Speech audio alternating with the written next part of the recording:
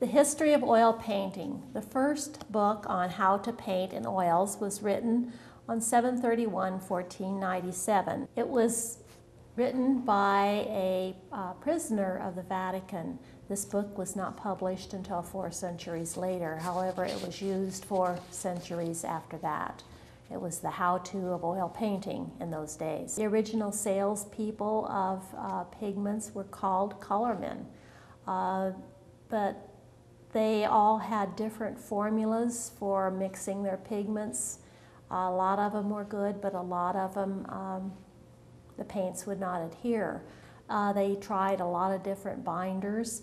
A lot of them, they used linseed oil, poppy seed oil, and eggs. Leonardo da Vinci was very much a stickler for mixing his own pigments. In fact, many of his customers used to complain that it took him longer to mix up his pigments than to actually complete the painting.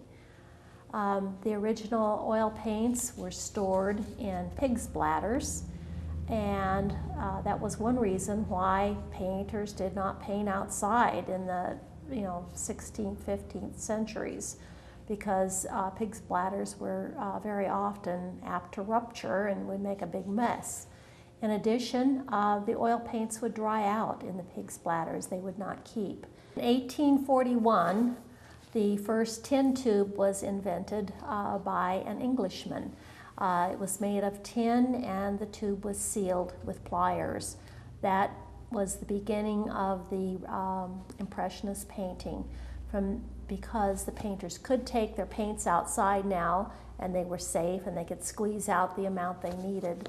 And thus the Impressionist movement began. Impressionist painting is when you paint what your impression is. In other words, you're not a photographic type painter. If you get a feeling of a certain area, you paint what you feel about that. It's your impression of it. White paint was originally made from lead. It is very toxic. It was called lead zinc white, I believe was the name of it. In fact, in Cleopatra's days, many, many years ago, people used to put this on their faces. It made many men, widowers, young. The original red paint came from the cochineal insect. It is still used today, amazingly enough. You can find it in cherry coke. It's the technical term is E120, and it is also used in women's lipstick today. Most greens come from copper mines.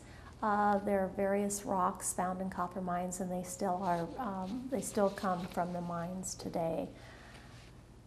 Indigo was originally, believe it or not, found in India. That's how it got its name, indigo. And it's from a rock called lapis lazuli.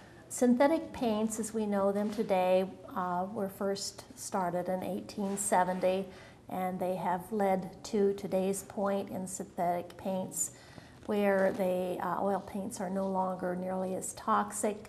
They are more controllable.